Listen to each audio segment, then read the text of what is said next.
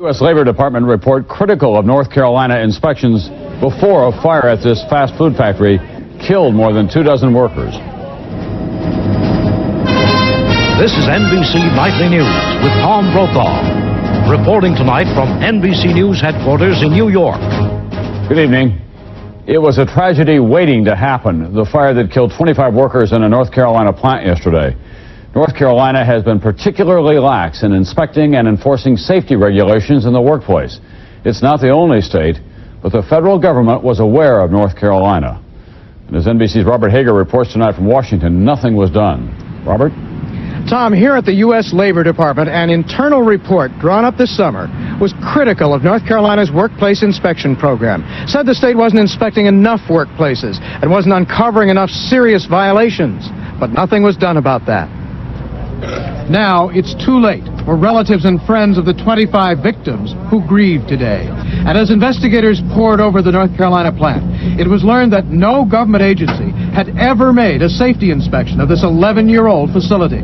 Not OSHA, the Federal Occupational Safety and Health Administration, not the North Carolina Department of Labor, not even the local fire department. In spite of the fact that the plant's owner, Imperial Foods, had already had one fire here 8 years ago and a big fire in another of its plants in Georgia 2 years ago. No inspector, for instance, had previously checked whether the company was violating strict safety laws against locking doors. Witnesses say that when Tuesday's fire broke out, this door was locked, so was this one, and this one was blocked by a truck backed up to the loading dock. I could hear people down on the end hollering, beating on the door to get out, but they couldn't get out because the door was padlocked, all of them. Even the one in the canteen was padlocked. They couldn't get out. But state officials aren't certain yet if that caused the deaths. We haven't made a determination if any of the locked doors prevented escape. North Carolina is one of 21 states currently permitted by OSHA to substitute its own state inspection program for OSHA's federal inspections. Part of that deal is that each state's program should measure up to federal standards. But North Carolina has only 27 inspectors to oversee 150,000 workplaces, way below federal standards. North Carolina's own Labor Department admitted today that with that size force, it could inspect a given plant just once every 75 years on average. Under the law, if a state doesn't live up to federal standards, OSHA's required to step in and take over that state's inspections. But in OSHA's 20-year history, that's never happened. Tom? Thank you, Robert. A major medical story tonight, a new test that seems to indicate when a baby will be born prematurely. And that's important because premature birth too often leads to an early death. Our chief medical correspondent is NBC's Robert Bazell. Robert? Tom, 9% of all the children born in the U.S. are preemies. That's 400,000 premature births every year. It's the main cause of infant mortality and an enormous public health problem. Deborah Cullen was born a week ago, premature, weighing only 2.5 pounds. Her mother, also named Deborah, went into labor suddenly and unexpectedly. Plenty of prenatal care. I took care of myself. I ate the proper foods. There were no signs of warning whatsoever. In the majority of premature deliveries, neither the mothers nor their doctors have any warning. A test developed by researchers at Mount Sinai Medical Center in New York could provide that warning. It's simple to do. It involves swabbing the secretions in the vagina or the cervix and then doing a very simple assay to detect a protein that really shouldn't be there in healthy women, but seems to be present in women that are at risk for preterm delivery. The first step toward a premature birth may occur when the amniotic sac surrounding the fetus prematurely tears away from the mother's uterus. That releases the protein picked up by the test. The protein was first discovered in women such as Judith Silver, who undergo contractions early in their pregnancies. About half of these women give birth prematurely. But the researchers believe they will eventually be able to identify women with no symptoms who are at risk for premature birth. That could lead to much better prevention efforts. We could administer a number of therapies and administer it hopefully early enough to prevent their preterm delivery. The outlook for little Deborah is good, even though she will remain in the hospital for many weeks. But 30,000 premature babies die in the U.S. each year. This latest research could be the crucial first step toward the goal of cutting down those terrible numbers of premature babies. Tom? Thank you, Robert. When Nightly News continues in a moment, the drug war 2 years later, we're still losing, and the president knocks an ad designed to help his Supreme Court nominee. Tonight's Daily Difference, vital signs Lead poisoning, it just won't go away. Bob Kerr will tell you how your child may be at risk when Nightly News continues. President Bush tonight is trying to distance himself from a commercial that, of all things, supports the nomination of Clarence Thomas to the Supreme Court. NBC's John Cochran is at the White House now with the latest on this controversy. John? Well, you're right that the president is concerned, Tom. After all, once before, he was linked, fairly or unfairly, to a political ad that was widely regarded as sleazy, the infamous Willie Horton commercial. This is what the fuss is all about, an ad plugging Supreme Court nominee Clarence Thomas, who is expected to win Senate confirmation. But the ad also attacks liberal senators. Who will judge the judge? How many of these liberal Democrats could themselves pass ethical scrutiny? Ted Kennedy, suspended from Harvard for cheating, left the scene of the accident at Chappaquiddick where Mary Jo Kopechne died, and this year, Palm Beach. The ad also jumps on Joe Biden for plagiarizing the speech of a British politician, and Alan Cranston for his links to the savings and loan scandal. The president's aides say that while he was vacationing last week, they heard about the ad and gave advance warning to two of the Democrats, but Senator Cranston's staff say he was not warned. The White House did nothing to try to stop the ad, but today the president did call it offensive. That one was not a good ad. Would you urge them to not run it? Yeah, I'd urge them to not run it. One of the creators of the Willie Horton ad in the '88 campaign also helped with the Clarence Thomas ad. But such hardball tactics have angered Thomas and moderate supporters like Senator John Danforth. I think that the ad is disgusting. I think that it has no place at all in the American political process. But conservatives who produced the controversial ad say Danforth and the White House are being too nice. Their strategy is to play the positive game and try to make friends for Judge Thomas. And there's a certain wisdom for them doing that. But somebody has got to take on his enemies. Brent Bozell says he will cancel the ad if the White House really is upset and if it telephones him and asks him to stop it. So far, Bozell has not picked up the phone to hear. This is the White House calling. Tom? John, speaking of the White House, can we be absolutely sure that there are no White House fingerprints on this ad in the first place? I can only tell you the people I've talked to say that they really only knew about this. They knew it would be negative. Some senators would be attacked. They didn't really know the content. I think that if George Bush found out someone in the White House had given the okay to this or pushed it, I think he'd be out of a job. Thank you very much, John Cochran. The person responsible would be out of a job, not the president. On the eve of the second anniversary of President Bush's drug war, there is some good news tonight. Casual drug use is down. However, supplies are up. It turns out that while America was winning the war in the Persian Gulf, it was losing the war on drugs. More on that now from NBC's Lisa Myers. A year ago, Chicago didn't have open-air drug markets. Now it has 200 of them. It's worse than it was a couple years ago. It's as bad now as it's ever been. There's so much crack cocaine here that dealers literally gave it away for a while to create a market. And it's not just crack. There's also more heroin and more PCP. It's much the same story in Houston, Los Angeles, Boston, New York. Officials in each city report more cocaine on the streets today than a year ago, probably more than 2 years ago. Well, cocaine is just coming in and in and in. It began to get worse last winter. Right after the Persian Gulf situation started to develop, we started to see the price drop and major loads come into the city. Why? Federal drug agents believe one reason is that drug interdiction and monitoring by the U.S. military was significantly reduced during the Gulf War, as sophisticated radar planes which usually patrol drug routes were transferred to the Gulf. The Pentagon disagrees. I'm not suggesting that there was absolutely no reduction in effectiveness. Any changes were marginal, in my opinion. Today, the Bush administration said the apparent increase in cocaine on the streets is an illusion. In some cities, just because there's been a decline in cocaine usage, you're likely to see a backup or what appears to be a glut of cocaine, simply because there are less people using and buying cocaine. What's not an illusion is the worsening of the drug problem in small cities and towns, like Purcellville, Virginia, as dealers seek new markets.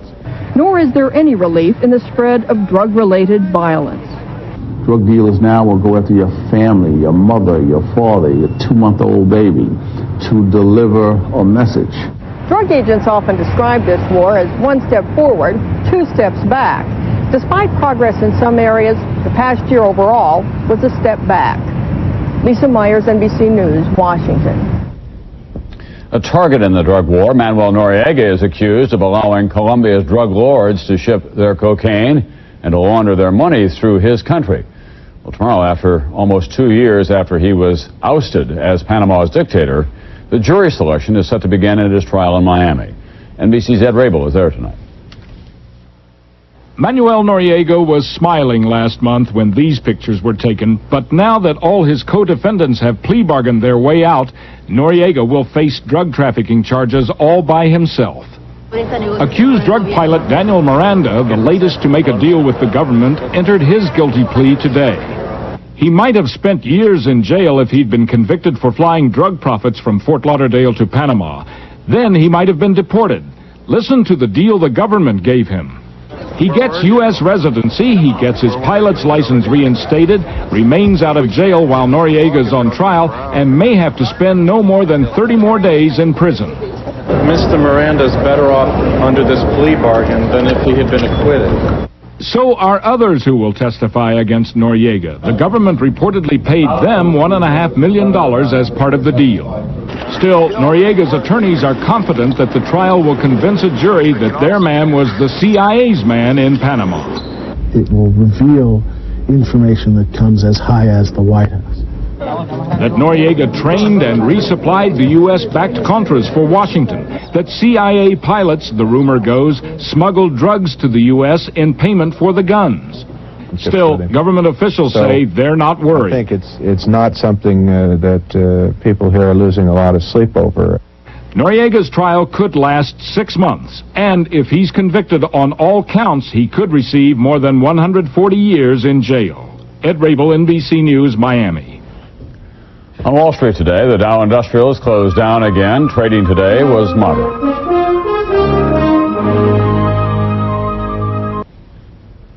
Our Daily Difference tonight, Vital Signs, part of our week-long look at America's cities, continues. Lead poisoning. Despite some progress, the danger to inner-city kids remains very real indeed. And with the government about to expand the definition of what is lead poisoning, cities now face a potential flood of new cases. NBC's national correspondent Bob Kerr has more tonight. To listen, you wouldn't know it, but the children of Baltimore are lucky. The city's aggressive program to fight and prevent lead poisoning means more testing and treatment for kids like James House, 2 years old and considered poisoned. The dangers are real. It's the #1 environmental threat to children.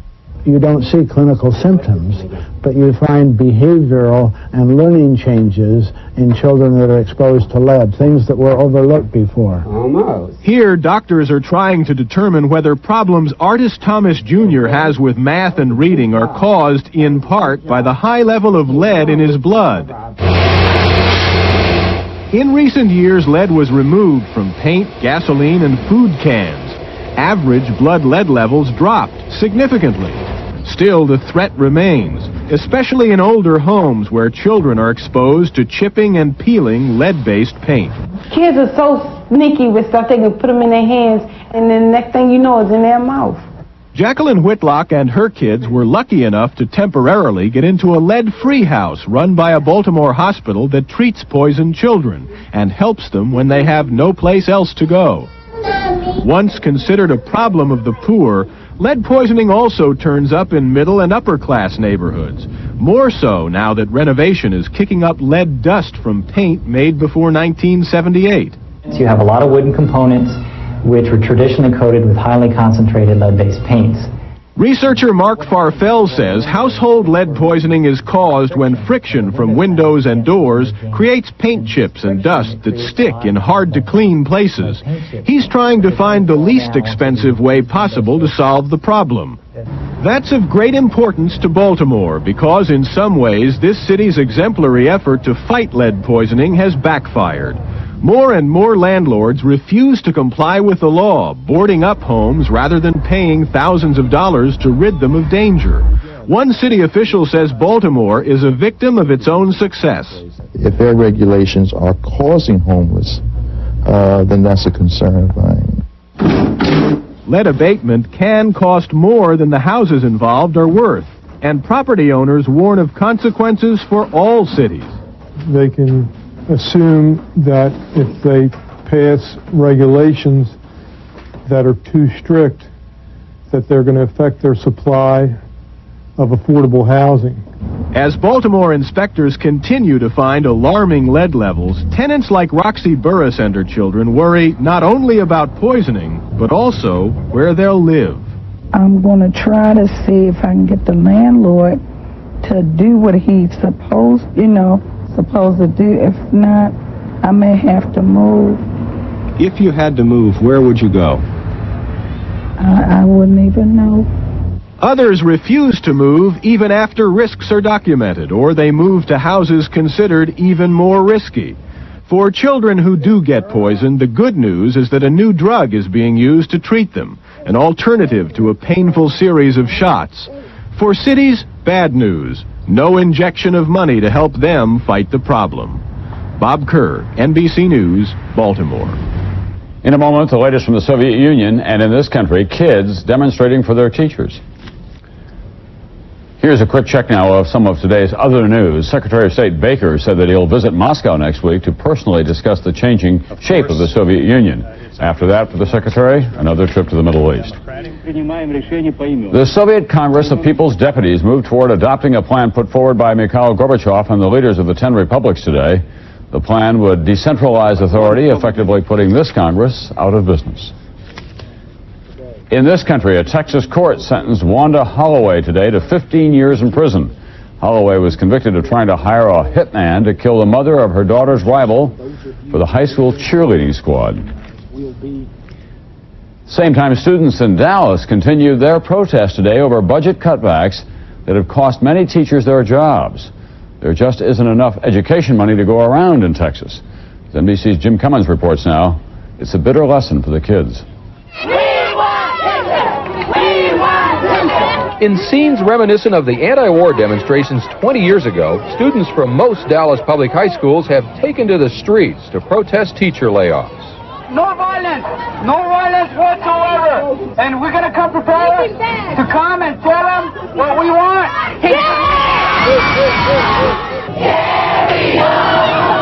The seeds of this revolt were planted last spring when the Texas legislature, under pressure from the courts, passed a so-called Robin Hood law, taking state funds from wealthy school districts and giving it to poor ones.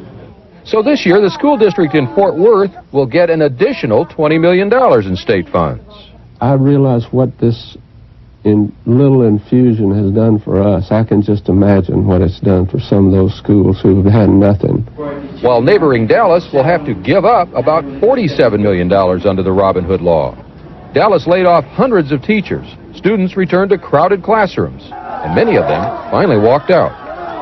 It's too hot in the classroom, man. We got people sitting on floors, people sitting on counters. What do they expect us to do? How am I supposed to be desirable to colleges when I don't have the proper education? Who's going to come to get me? At times, the demonstrations have turned ugly. There have been some injuries and arrests. That worries Darlene Kemp, whose two daughters, Erin and Amber, have both joined the protest movement. No one will come out and talk to them, and the students really need some adult guidance. The problem is, many adults are just as angry as the students. I removed my son from Griner today because he had 4 substitute teachers replacing teachers that had been pink slipped. The protests continue while the school district insists it doesn't have the money to rehire laid-off teachers for now. Jim Cummins, NBC News, Dallas. Country music lost one of its stars today. Dottie West died from injuries sustained in a car accident last week in Nashville. Born poor as Dorothy Marsh, she hit the country charts more than 60 times in her 30-year career, winning the first Grammy for Best Female Country Vocalist in 1964. Last week's accident happened on the way to a performance at the Grand Ole Opry. Dottie West was 58 years old.